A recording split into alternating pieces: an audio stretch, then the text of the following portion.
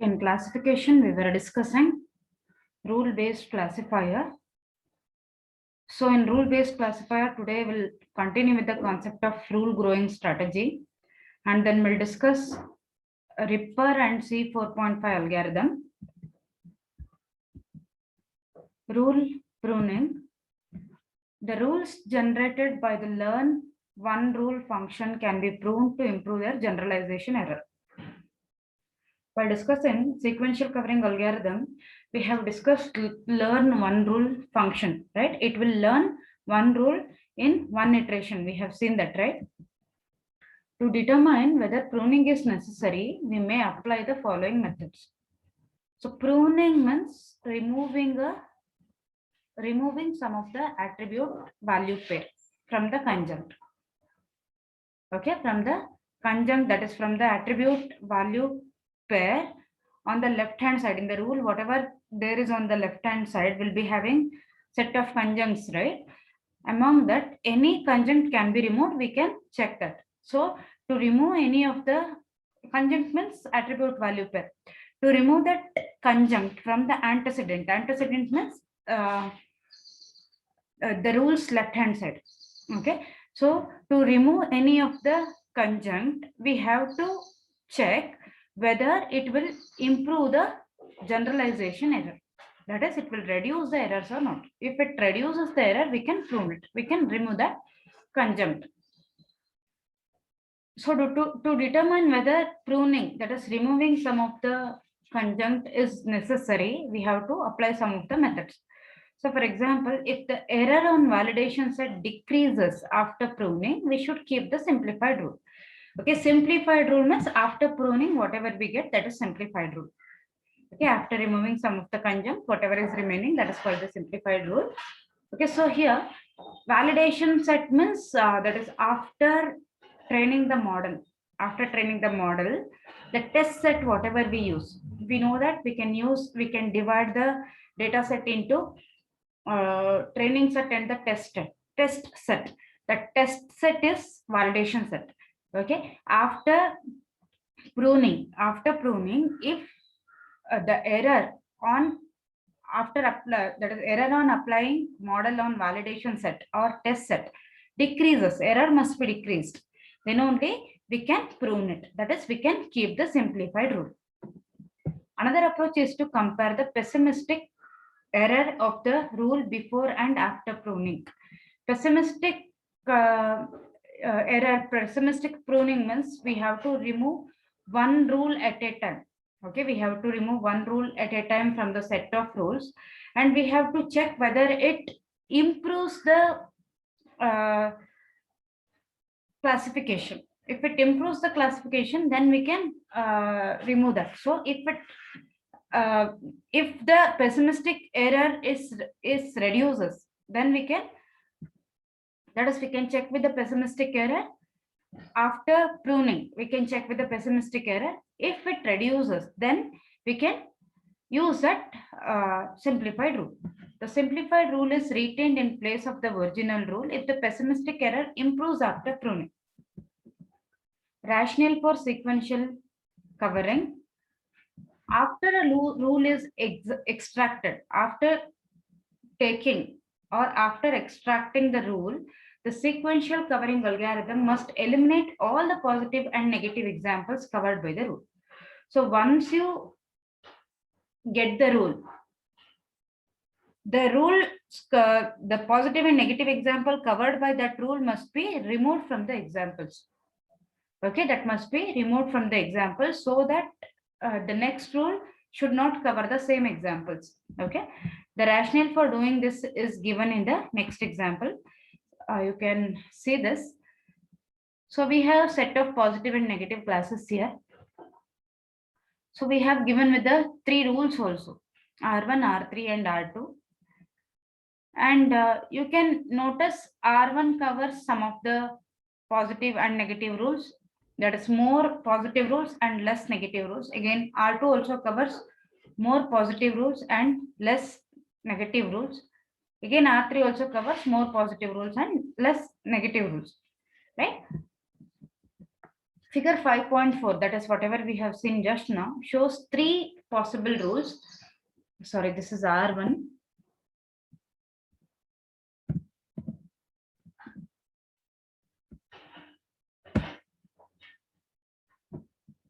Okay, three possible rules, R1, R2, and R3. That is extracted from the data set that contains 29 positive examples and 21 negative examples. The accuracies of R1, R2, and R3 are, so R1 covers 12 positive example and 3 negative examples. So 12 divided by 15, 12 plus 3, 15. Total it covers 15 examples. Among the 12 is positive. Okay, 12 divided by 15, which is 80%. And R2 covers 10 examples, 7 positive and 3 negative. So 7 divided by 10, it is 70%. And R3 covers 8 positive example, in which 4 positive examples are negative. That is 8 plus 4, 12. Total 12 examples. Among the 12 example, 8 examples are positive. 8 divided by 12, 66.7%. These are the accuracies of R1, R2, and R3 respectively. Okay. R1 is generated first because it has the highest accuracy. R1 is generated first because it has the highest accuracy, that is 80%. The positive examples covered by the rule R1 must be removed so that the next rule generated by the algorithm is different than R1. So positive examples, usually positive and negative examples, both covered by the rule R1 must be removed so that the next rule should not be same as R1.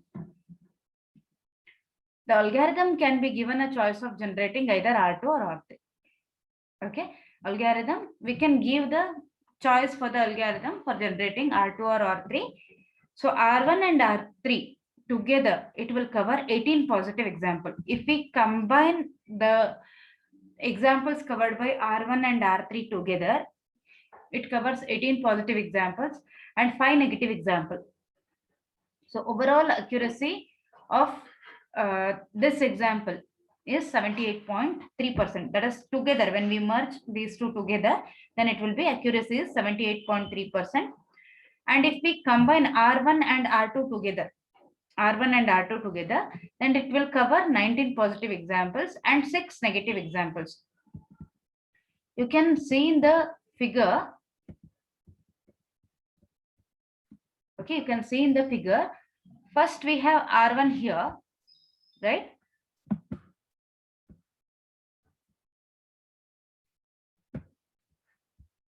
Here we have R1 and here we have R2. Here it is in between, we have R3. The reason is R1 covers, the accuracy of R1 is 80%.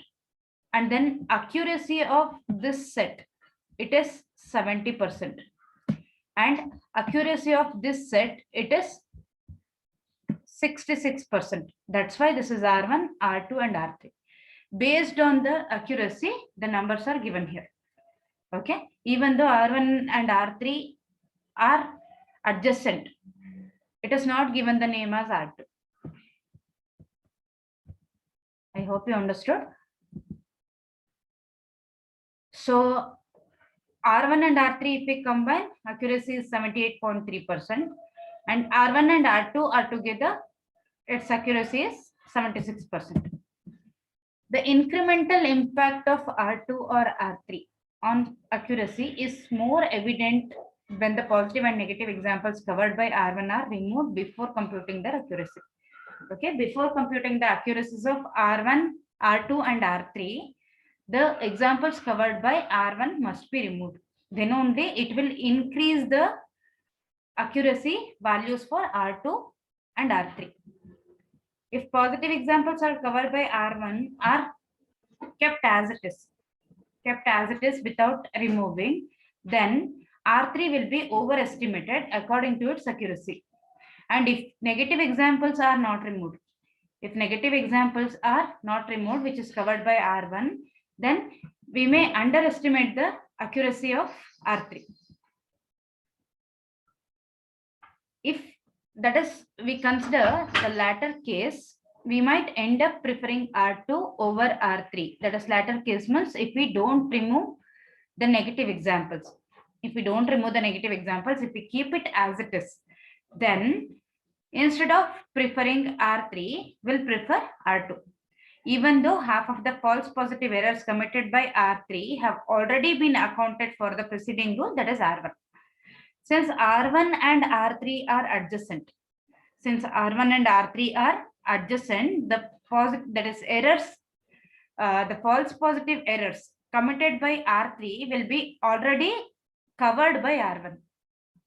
Okay, so we can consider R3 directly. We can consider R3 directly because negative examples are already removed. If negative examples are removed, we can consider R3. But if we keep the negative examples as it is, then we have to prefer R2 because accuracy will be more for R2 instead of R3. Next, we'll discuss Ripper algorithm. This algorithm scales almost linearly with the number of training examples and is particularly suited for building models from data sets with imbalanced class distribution. Okay, so here linearly means when you increase the number of training examples, the algorithm scales better.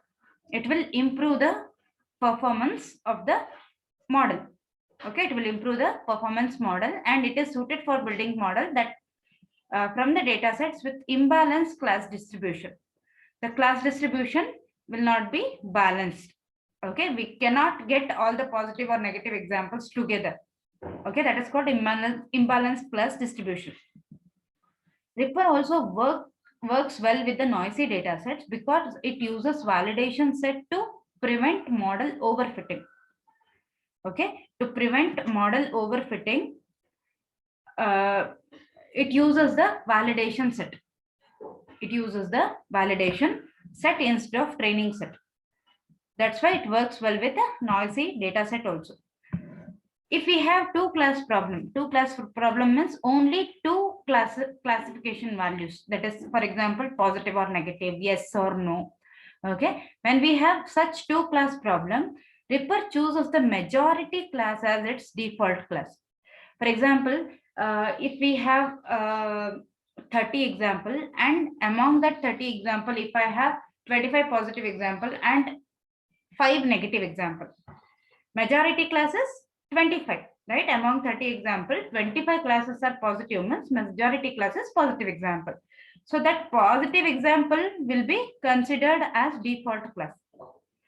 The class positive will be considered as default class, and it will learn the rules from it will learn the rules for detecting the minority class using the second one, that is negative classes. If we have multiple class problems, okay, if we have, that is two class problem means only two classification values will be there. Multi-class problem means more than two classification values will be there. Okay, when we have multi-class problem, the classes are ordered according to their frequencies. According to their frequencies, the classes will be ordered. Let's discuss this with an example. Consider y1, y2, so on up to yc be the ordered classes. Depending on its frequency. That is where y1 is the least frequent class and yc is the most frequent class. More number of example is there for yc and less number of example is there for y1. Okay, it is ordered in the increasing order of the frequencies. During the first iteration, instances that belong to y1 are labeled as positive examples, while those that belong to other classes are labeled as negative examples. Okay, so first we are considering y1. When we are considering y1, the examples covered by y1 are considered as positive, and example that belongs to other classes will be considered as negative examples. The sequential covering algorithm is used to generate the rules here. Okay, it will discriminate between the positive and negative example. So rule is constructed using sequential covering method. In the next iteration, the ripper extracts the rule that distinguishes Y2 from other remaining classes. So for identifying Y2 classes that belong to examples that belongs to Y2, it will create the rule. And in the next iteration, it will create the rule for identifying Y3. So it will keep on, it will continue until we find the YC, and YC will be considered as default class. YC will be considered as default class because it is covering the most frequent classes. Okay, most of the examples are covered by YC, so that will be considered as default class.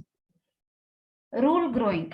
The rule growing ripper employs a general to specific strategy. General to specific strategy we have discussed in the previous class. Okay, it will employ a general to specific strategy to grow a rule, and the false information gain. This also we have discussed in the last class. The false information gain measure to choose the best conjunct to be added into the rule antecedent. Rule antecedent means the left hand side of the rule. It stops adding the conjunct. Conjunct is attribute value pair. It stops adding the conjunct when the rule starts covering negative examples. Until it covers positive example, it will keep on adding the conjunct. Once it starts covering negative example, adding the conjunct must be stopped.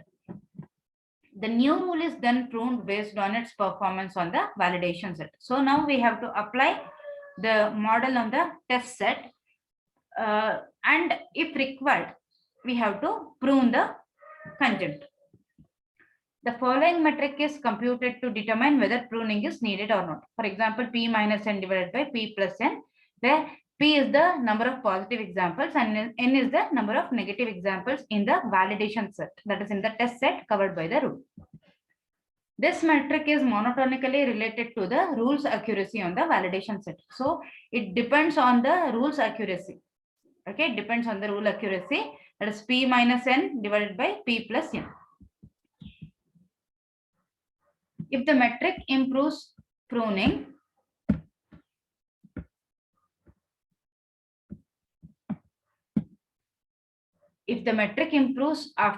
after performing pruning operation, then the conjunct is removed. So here, before removing the conjunct, we have to check if we remove that conjunct whether this will improve the model. If it improves the model after pruning, then only that conjunct is removed, otherwise it will not be removed.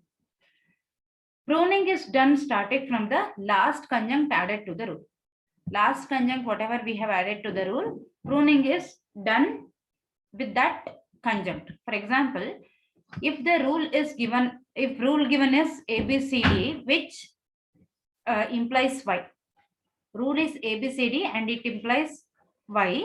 Then ripper checks the last rule. What is the last rule here? That is D.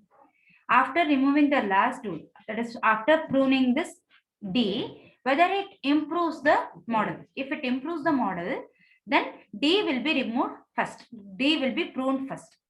Okay. Otherwise, it will check CD. If we remove CD, whether it improves the pruning, that is whether it improves the performance of the model. Then BCD, etc. While the original rule covers only positive examples, the pruned rule may cover some of the negative examples also in the training set. Building the rule set. After generating a rule, after creating a rule, all the positive and negative examples covered by the rules are covered by that particular rule are eliminated. The rule is then added into the rule set as long as it does not violate the stopping condition. If it does not violate the stopping condition, then the rule will be added to the rule set. And it is based on the minimum description length.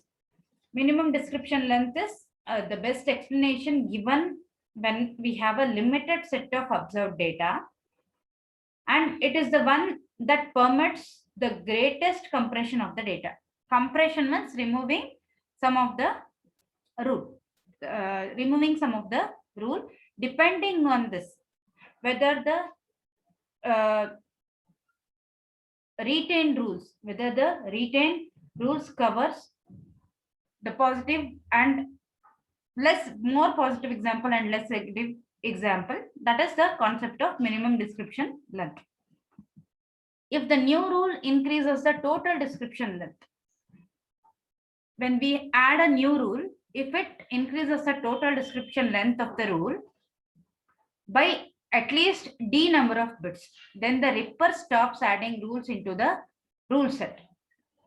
Okay, if the minimum total description length increases, then ripper stops adding the rules into the rule set. Okay, by default, D is chosen to be 64 bits. Another stopping condition used by ripper is that the error rate of the rule on the validation set must not exceed 50%. So we can set the termination condition here. For example, error rate of the rule on the validation set must not exceed 50%. Error rate must be within 50%.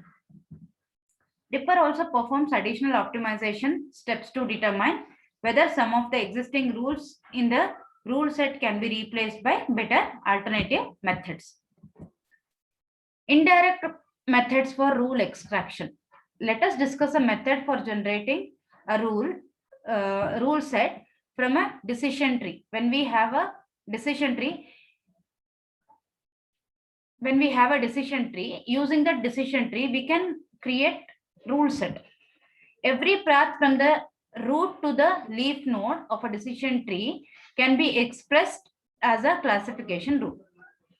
The test condition encountered along the path from the conjunct of the rule antecedent, while the class label at the leaf node is assigned to the rule on sequent. Okay, the test conditions, whatever we have, will be considered as antecedent of the rule, and the classification given at the leaf node will be considered as sequent. So this figure 5.5, it is on the next slide, you will come to know, shows an example of a rule set generated from a decision tree. So we can notice in the figure that the rule set is exhaustive and contains mutually exclusive rules.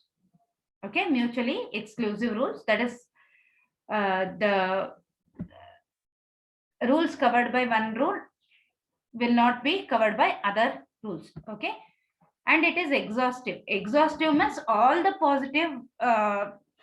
possible rules are generated, and some of the rules can be simplified, which is shown in the next example. We'll discuss that. Okay, so here you can notice that if P is equal to R1, you can notice R1. R1 is when P is equal to no and Q is equal to no, it will be negative example.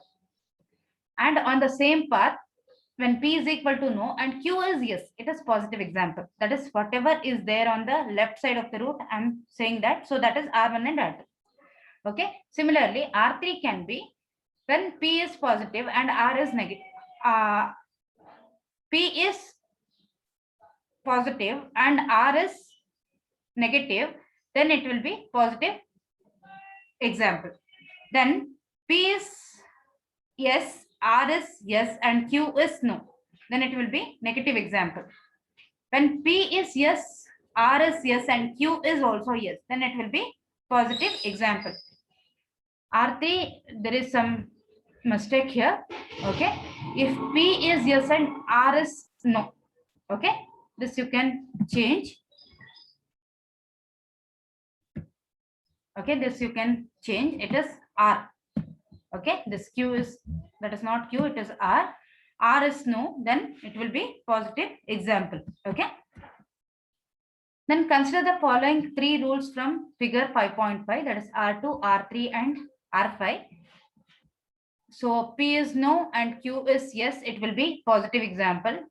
R3 is P is yes and R is no, then it is positive example. And then R5 is P is yes and R is yes and Q is yes, it will be positive example.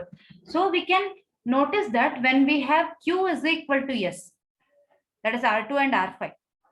When Q is equal to yes, it is positive example, right? So we can create R2 dash. Instead of using two rules, we can prune one rule, we can remove one rule, and we can keep name it as R2 dash and we can keep Q is equal to S, then it will be positive example. And R3 will be retained to cover the remaining example, that is P is equal to S and R is equal to no, then it is positive example. Okay, R3 is retained to cover the remaining instances of the positive classes. So the next whatever we are going to discuss, it's an approach used by the C4.5 rule algorithm to generate a rule set from a decision tree. So figure 5.6, this is also on the next slide, shows the decision tree and resulting classification rules obtained for the data set given in 5.2. This we have discussed while discussing the vertebrate classification example. So this is the vertebrate data set. On this data set, we have a decision tree and set of rules. It is pruned rules. Okay, this is pruned rules, that is simplified rules that we have. So gives birth is equal to no and it is aerial creature, then it will be bird. Gives birth is equal to no, then aquatic creature is equal to yes, then it will be fishes. Gives birth is equal to yes, then it will be mammals. Gives birth is equal to no, aerial creature is equal to no, aquatic creature is equal to no, then it will be reptiles.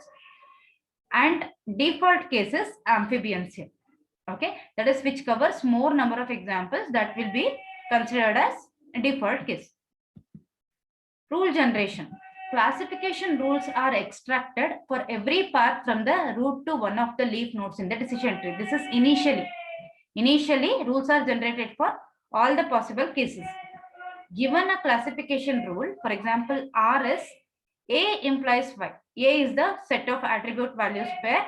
We consider a simplified rule R dash, which is A dash implies Y dash, where A dash is obtained by removing one of the conjunct in A. The simplified rule with the lowest pessimistic error is retained provided its error rate is less than that of the original rule. Okay, so after creating simplified rule, after removing some of the conjunct from A, if it covers, if the pessimistic error rate is less, then that will be kept instead of the original rule. The rule pruning step is repeated until the pessimistic error of the rule cannot be improved further. If it cannot decrease further, then the rule pruning step is stopped. Because some of the rules may become identical after pruning, the duplicate rules must be discarded. So after pruning, if you get same rules again, then the duplicate rules must be removed. Rule ordering. After generating the rule set, C4.5 rules uses the class-based ordering scheme to order the extracted rules. So after creating the rules in the rule set, we have to order it. It is based on the class. Rules that predict the same class are grouped together into the same subset.